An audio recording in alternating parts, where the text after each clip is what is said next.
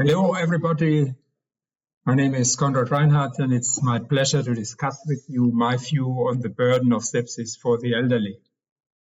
Indeed, the world population is dramatically changing towards more and more elderly people. And a special problem, of course, for people with sepsis. And the objective of my presentation is to help to understand the burden of sepsis, the reasons for the increased susceptibility of elderly, and also to address the importance of prevention and early recognition, the challenges of early recognition in the elderly, and the specific implications for the elderly in the context of adjunctive therapy. This is my conflict of interest. And we all know these data. So far, we believe that sepsis represents 20% of all deaths worldwide.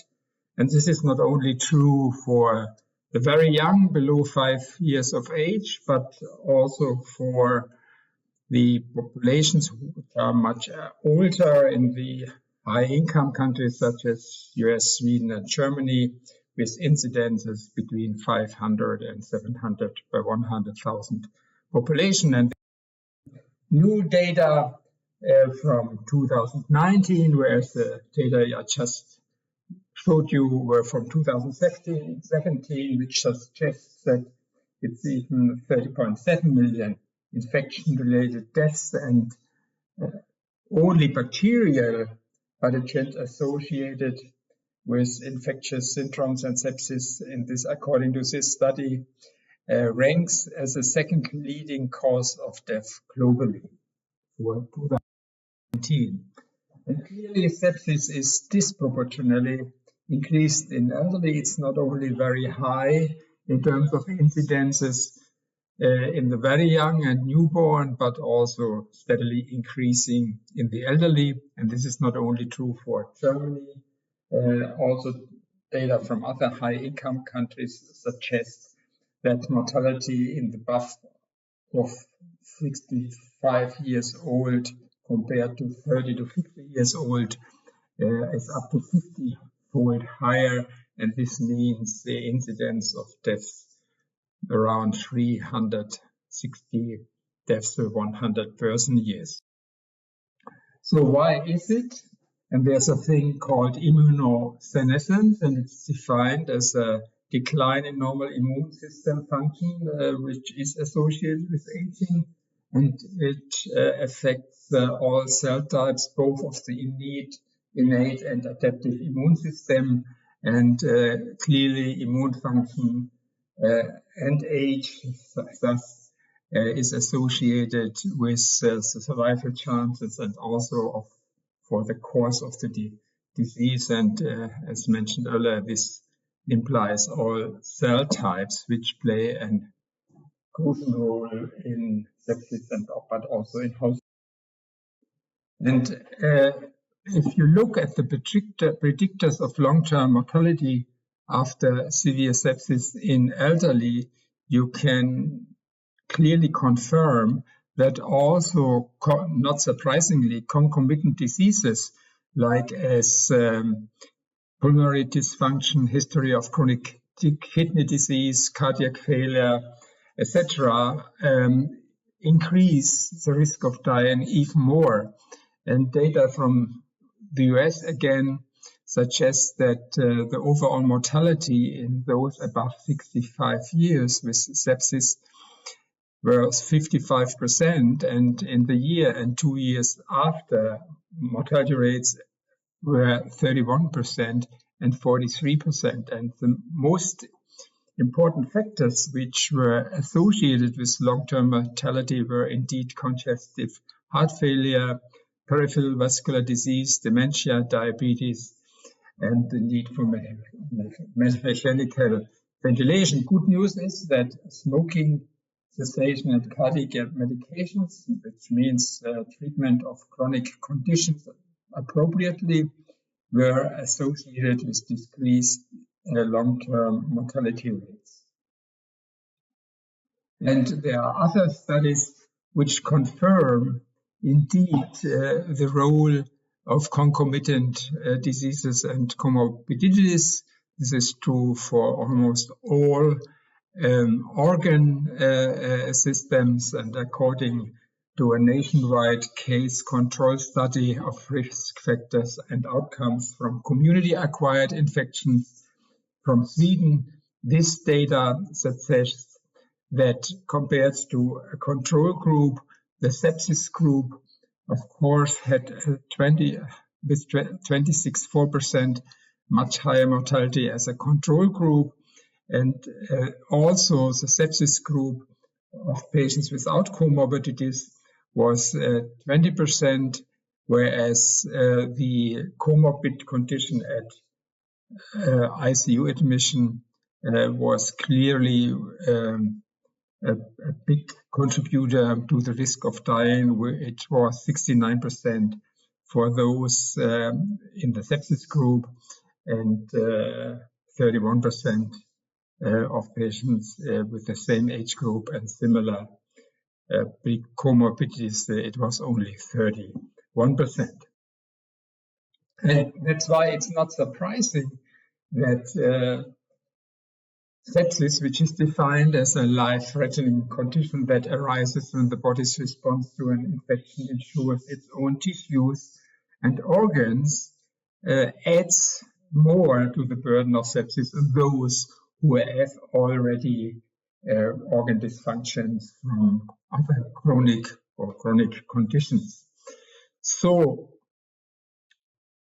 this is a first hint also in terms on the double-edged sword of the immune system in sepsis, which can be detrimental on the one side, still in sepsis, also in elderly, by impairing further organ dysfunction. But on the other hand, we also know that if it's intact and good, it may help to prevent, to contract infections and sepsis, which mean to sepsis. And Dr. Tedros called it a tragedy that most of the million deaths of sepsis are preventable, and the main issues and ways to prevent it is indeed vaccination, clean care, and of course early recognition and appropriate and just to underpin the important role of early antibiotic management, not only but especially in elderly, even in primary care, is supported by the findings from a big study published in the British Medical Journal in 2019, where patients who presented with urinary tract infections who didn't receive antibiotics or who only received deferred or delayed their antimicrobials had a big difference in survival rates, and so that at least suggests that early recognition is crucial. And this is even more true also in hospital-treated patients, where our group could demonstrate that in this group, the mean age was 70 years, that any delay, not only in antimicrobial therapy, but also in surgical source control, was associated with an increase of mortality. And similar data were just recently published by the group around Derek Angus, who showed the same thing, that also the time of source control matters. And in our case, a delay of more than 6 hours of surgical source control increased the odds of dying to 1.41. And clearly it has been demonstrated in these studies from the Rhode Island legislation done in New York in 2013, and later on that a delay in administration of antibiotics increased mortality, both risk-adjusted and crude mortality, and likewise the introduction of these mandates overall in the following years resulted in a reduction in hospital mortality from 32% to 21% within over. However, also pre-hospital delay is an important risk factor for mortality in community-acquired bloodstream infections. This data from Sweden suggests that people who were not immediately referred to the hospital after their contact to practitioners in the ambulatory sectors had an increased mortality risk, and especially if the delay was between more than 24 hours. So encourages and supports the findings that were found also in the UK by increasing and encouraging also lay people just ask, could it be sepsis? And jointly with efforts by the NIH to improve early recognition of sepsis, this resulted in an increase of the number of patients who came to the hospital and received the antimicrobials within the first hours, which was around 30 to 40% in 2016 to over 80% in 2018. And this went along in a significant decrease in mortality rate. So here we in Germany recently found in a representative poll that the knowledge on sepsis and the causes of sepsis is pretty poor. Still, 2/3 of these adults believed that sepsis is always caused by a wound infection, and also the relationship between COVID-19 and influenza, which means viral sepsis, and sepsis is poorly acknowledged. Only less than 10% were aware of the fact that also viral infections could lead to sepsis. And this poor knowledge between the relationship between infection and sepsis may also account for the fact that the vaccination rates, both for influenza and pneumococci, are considerably lower in Germany compared to US, UK, and Australia, from where mortality rates are lower than in Germany.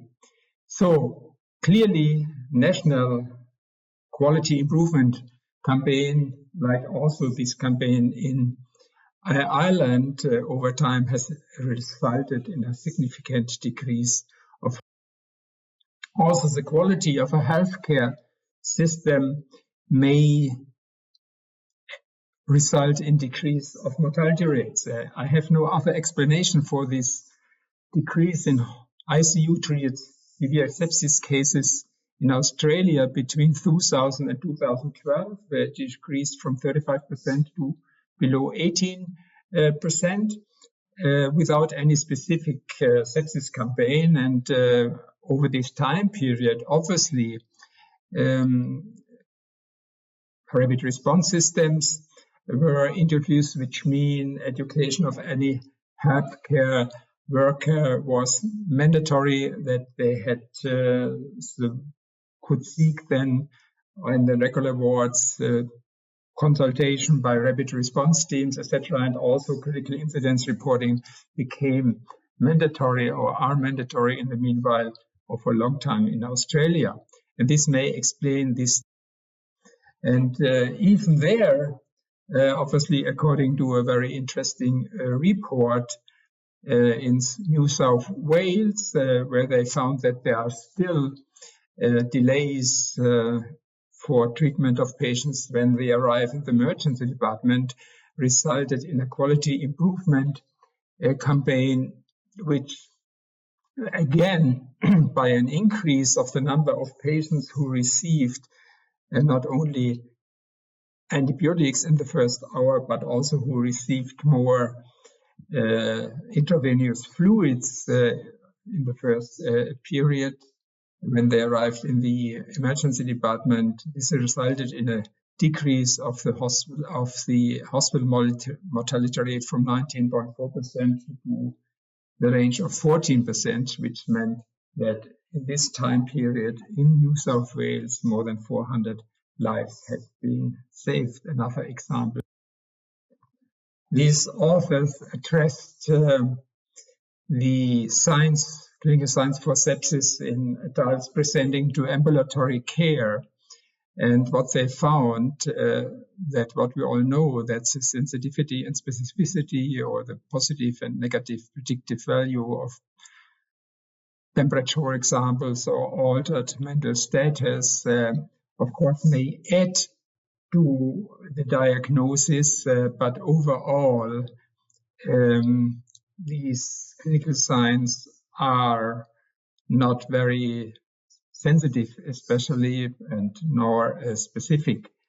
But looking on body temperature, or also altered mental status, and also on age, of course, or the fact that there are concomitant diseases like diabetes mellitus, may add to the likelihood to detect sepsis in this elderly population. And studies who evaluated the role of procalcitonin and systematic reviews on this to improve the likelihood on the diagnosis of sepsis, or to rule it out. And the key message for the clinic from these reviews has been that these data suggests that PCD may add to the diagnosis of sepsis also in elderly patients, that especially in a population with a low prevalence of sepsis, the PCD test can be used to help exclude sepsis in elderly people, and they suggest that PCD tests to be interpreted in the context, of course, of clinical findings. And again, if you look at the different cut-off of various sepsis tests or infection tests, you see the lower the cutoff is, the less likely is the presence of infection or sepsis. And this is true both for procalcitonin and also PCT and LPP and also CRP. So yes, they may help, but none of these parameters is really 100%. Finally, I would like to address some issues related to adjunctive sepsis therapy. The interest in this is old. Also, already in 1904, Sir William Osler expressed the view, except on a few occasions, the patient seems to die from the body's response to infection rather than from it. And clearly, in the meanwhile, there is an improved understanding of the role of the immune system, especially also the overshooting reactions and consequences for inciting organ dysfunctions. However, in the past, the attempts over the last 30 years to evaluate adjunctive sepsis therapy was qualified as $1 billion graveyard for the pharmaceutical industry. However, there was great enthusiasm on the results of the dexamethasone trial by the recovery trials and also others. However, there also some issues showed up which suggests that the severity of infection and sepsis may play a role, and also the age. As you see here, that in those patients who did not need oxygen with COVID-19, the use of dexamethasone even may have resulted in a trend towards higher mortality as compared to this data from more than 3,000 patients with COVID-19, critically ill COVID-19 patients, suggests that corticosteroids may be even harmful in this age group with a mortality rate of 53% in the corticosteroid group compared to only 42% in the non-corticosteroid group. So this is a word of caution and underpins the study from Greece and Italy suggests the effectiveness of an interleukin receptor antagonist called anakinra in patients with an increased risk identified by a risk marker like SUPAR, does not only increase the survival rate, but also improve other patient-relevant outcomes like the need for medical ventilation, the need for oxygen, the hospital length of stay, etc., etc. And that's why both FDA and also EMA have approved this approach in severe critically ill patients with COVID-19. Moreover, there are also interesting studies with an anti-C5a antibody in critically ill, invasively mechanically ventilated patients with COVID-19. And these data suggest a highly statistically significant reduction in 60-day all-cause mortality.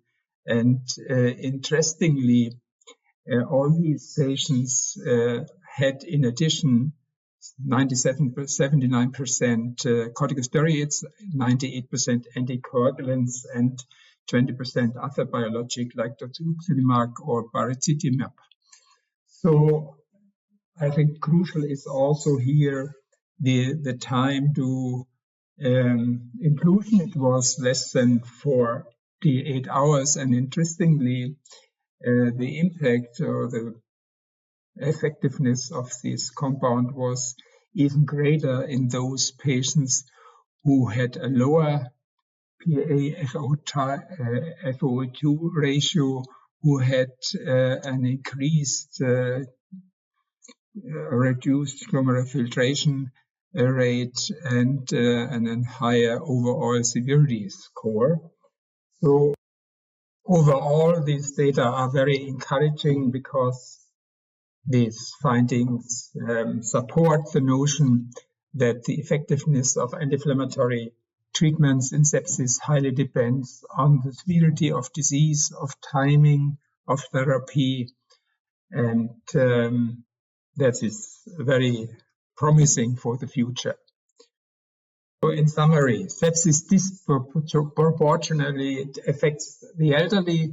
Immune senescence and concomitant diseases are key risk factors. Prevention, early recognition and treatment as emergencies save lives. The quality of healthcare systems matters, and also it's clearly that quality improvement efforts are needed and effective. Biomarkers may help to rule out sepsis also in the elderly, and appropriate use of immunomodulatory sepsis therapy may be helpful given that issues like age, timing, etc. are considered, and there's some caution needed in the use of corticosteroids used in elderly ICU-treated patients because it may be harmful. So thank you very much for your attention, and it was a pleasure to present this data to you. Thank you.